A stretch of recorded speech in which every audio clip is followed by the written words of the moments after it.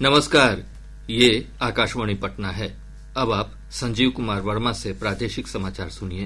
पहले मुख्य समाचार। खेलो इंडिया यूथ गेम्स का कल होगा भव्य शुभारंभ। मुख्यमंत्री नीतीश कुमार और केंद्रीय खेल मंत्री मनसुख मांडविया करेंगे उद्घाटन। सूचना और प्रसारण मंत्री अश्विनी वैष्णव ने वेब शिखर सम्मेलन में कहा, मीडिया और मनोरंजन के क्षेत्र में भारत विश्व का नेतृत्व करेगा।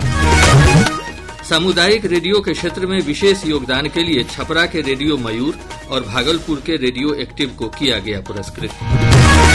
और पटना का पीएमसीएच विश्व का दूसरा सबसे बड़ा अस्पताल बनेगा।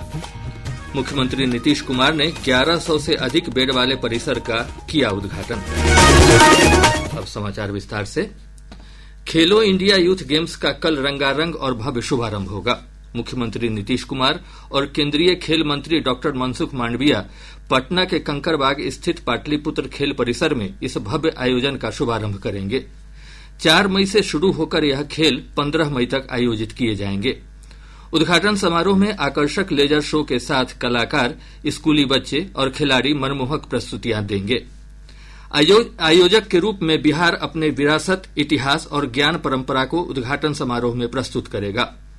प्रधानमंत्री नरेंद्र मोदी वीडियो संदेश के माध्यम से प्रतिभागियों को संबोधित करेंगे। बिहार राज्य खेल प्राधिकरण के महानिदेशक सह मुख्य कार्यकारी अधिकारी रविन्द्रन शंकरन ने आकाशवाणी समाचार से बातचीत में कहा कि यह उद्घाटन समारोह ओलंपिक खेलों के शुभारंभ की तरह भव्य होगा।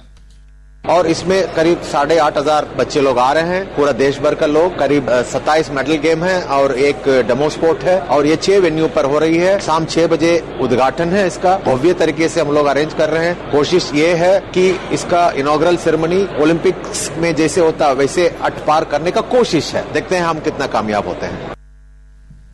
उद्घाटन समारोह में प्रसिद्ध अभिनेता पंकज त्रिपाठी और लोक गायिका मैथिली ठाकुर अपनी प्रस्तुतियों से श्रोताओं को मंत्रमुग्ध करेंगे। कई सांस्कृतिक कार्यक्रमों की झलक भी दर्शकों को देखने को मिल जाएगी। सुनते हैं एक रिपोर्ट।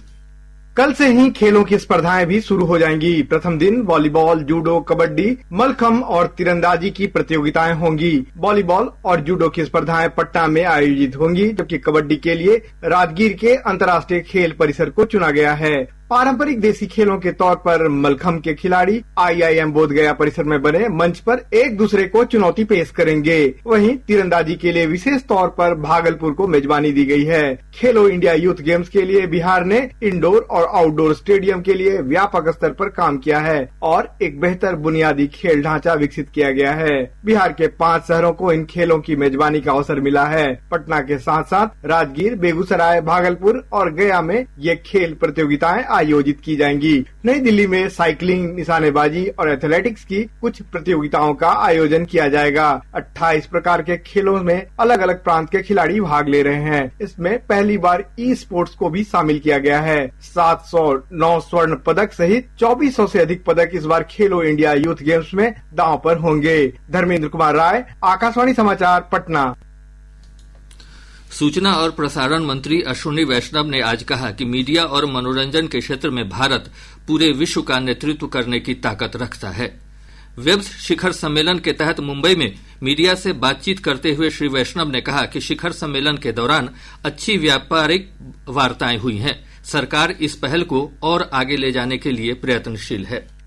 भारत मीडिया और एंटरटेनमेंट में ग्लोबल लीडरशिप लेने की ताकत रखता है। India can take the global leadership in the world of media and entertainment. That is the kind of talent we have. 1 billion plus talent and 5,000 years old civilization. Billions of stories to tell.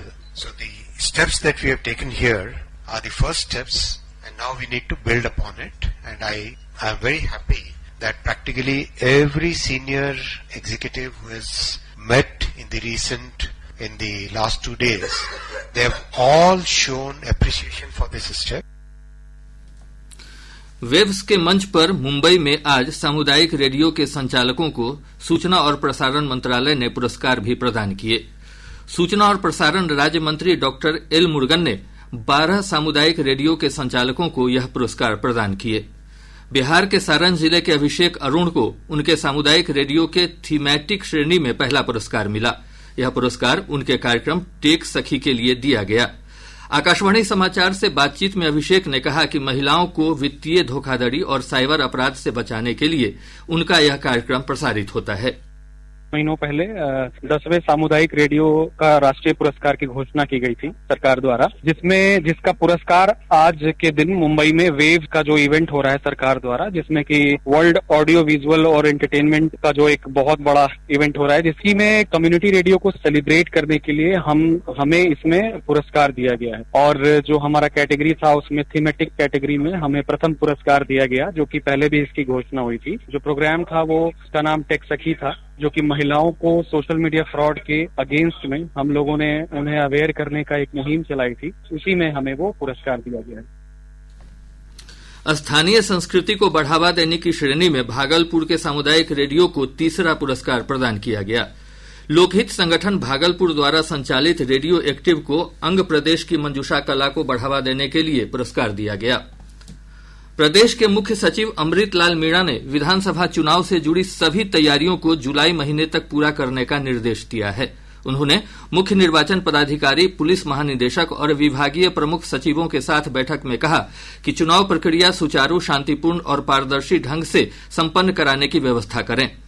चुनाव आयोग ने EVM मशीनों की first level checking प्रक्रिया शुरू कर दी है, जो 30 जून तक पूरी कर ली जाएगी। आयोग ने सभी मान्यता प्राप्त दलों के प्रतिनिधियों की उपस्थिति में ईवीएम की जांच का निर्देश दिया है। प्रादेशिक समाचार आप आकाशवाणी पटना से सुन रहे हैं। ताजा समाचारों के लिए आप हमारे एक्स हैंडल AIR_News_ पटना पर जा सकते हैं। सहकारिता मंत्री डॉक्टर प्रेम कुमार ने कहा है कि किसानों को सब्जी उत्पादन करने को उनका विभाग प्रोत्साहित कर रहा है। इसके लिए प्रखंड स्तर पर सब्जी उत्पादक समिति का गठन किया जा रहा है। वे भागलपुर में सहकारिता विभाग के कार्यक्रमों की समीक्षा के बाद संवाददाताओं से बातचीत कर रहे थे।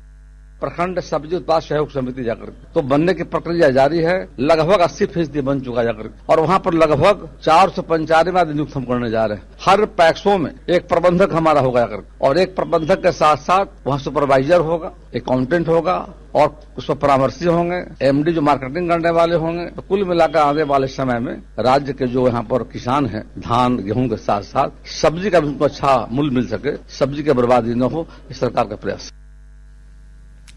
पटना मेडिकल कॉलेज और अस्पताल विश्व का दूसरा सबसे बड़ा अस्पताल बनने जा रहा है। सरकार अस्पताल को 5000 से अधिक बेड वाले अस्पताल के रूप में विकसित कर रही है।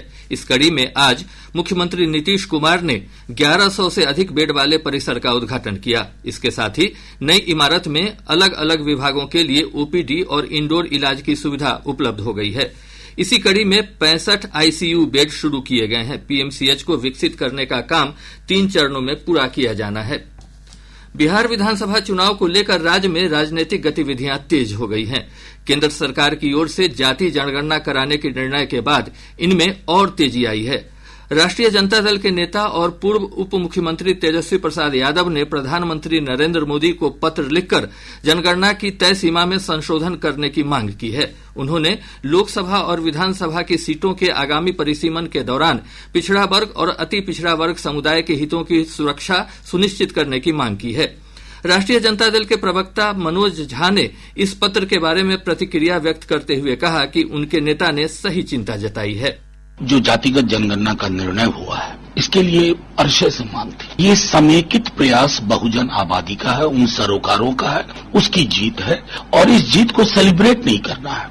जैसा नेता प्रतिपक्ष ने कहा भी है कि ये एक पहला चरण है, उसके बाद बहुत सारी चीजें, द्वार खुलने चाहिए, आरक्षण का दायरा बढ़ना चाहिए, निजी क्षेत्र में आरक्षण, पार्लियामेंट और स्टेट असेंबली की सीट में भी रीडिस्ट्रीब्यूशन करके इन वर्गों का प्रतिनिधित्व समुचित होना चाहिए।